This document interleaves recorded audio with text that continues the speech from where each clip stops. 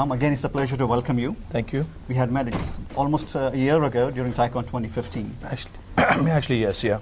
And we're talking about T-Hub. It was about to be inaugurated. Now it's open. It's a huge success. A lot of dignitaries come there, and there's a lot of buzz about how well you have put it together. So a few words on that. Well, TiEhub is the country's largest technology incubator. In fact, we're very proud of this initiative. We're very proud of the fact that it has taken off very well.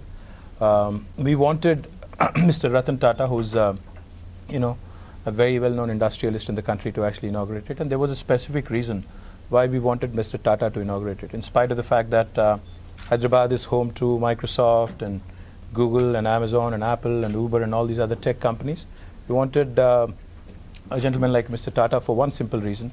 Mr. Tata today, I believe, symbolizes the transformation that's sweeping India. When you utter the name Tata or hear the name Tata, you think big manufacturing, you think big machines, big automotives.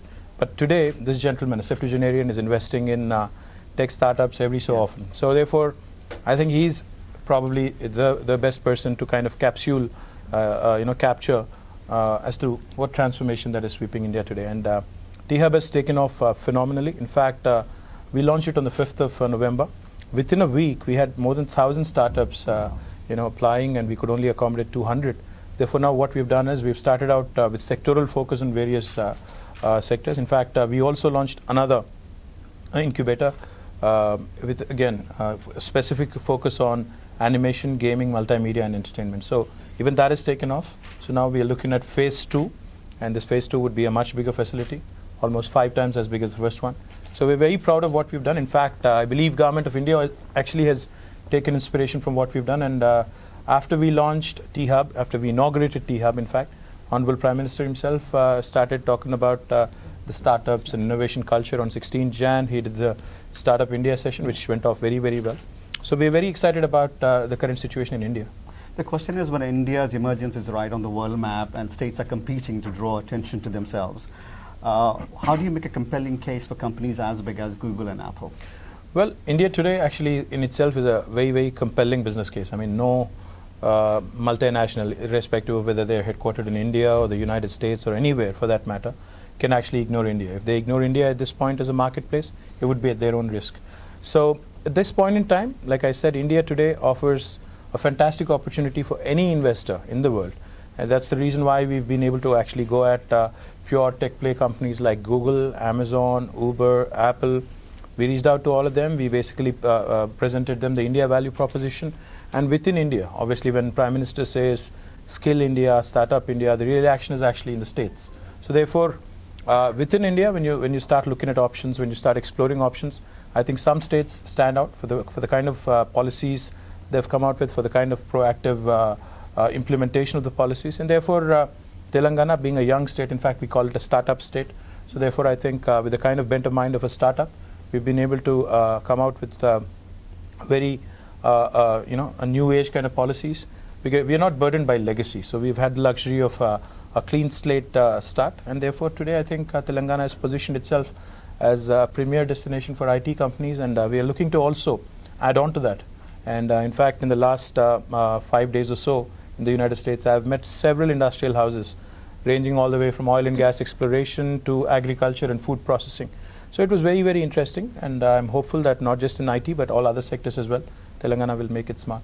India is a young country, and there's a yearning for good leadership that is going to take them forward. In the prior ages, leaders told people what to do. Here, people expect to be empowered so they can do it themselves. How do you see that change emerging?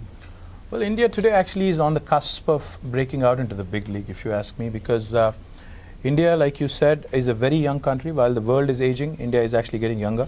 Today, more than 50% of our population is less than 25. And this young Indians are not content with the thought that India is a great destination for low-cost, high-value human resources. In fact, if you ask me, today's young Indians are aspiring to compete with the best in the world. When WhatsApp actually got valued at about $19 billion and Facebook bought it, lots of the middle-aged gentlemen like me, myself, we got confused. But the young India today is enthused. They're kicked. So therefore, today I believe technology being a great leveler, I think what took United States 50 years to accomplish, India could do the same in 15 years. So technology being a great leveler, and today's world being flat in terms of connectivity and in terms of information availability, I see things changing quite rapidly. I see accelerated growth.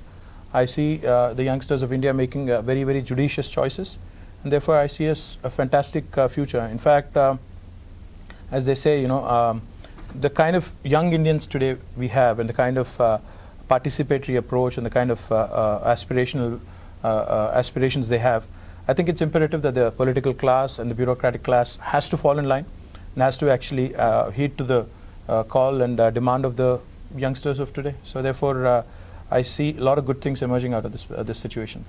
Finally, you as a leader, you are a father yourself, you're a son, and you are a friend, and then obviously you're a leader. How do you balance all of this, looking at how India is emerging, catering to the needs, like we said earlier, to the young India? Well, in a world where technology is supposed to make things easier, I think technology does sometimes complicate your private life, but nevertheless, because you're available 24 hours, you have to be answerable. If you don't answer to some of the important tweets or Facebook messages, you're in trouble. But nevertheless, you have to balance it out. We have no choice. Like I said, access to people has only increased that much more, and I think this is the best situation to be in. I mean, the instant connect with people and the choice of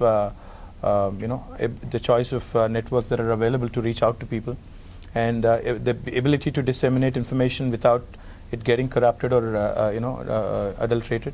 I think that in itself is a big advantage. So the political class in India, like I said, should step up their game and take the demand head on. And I think I have to deliver the goods, otherwise we have no choice. All right, and then again, it's a pleasure to welcome you. Thank you. Thank you very much.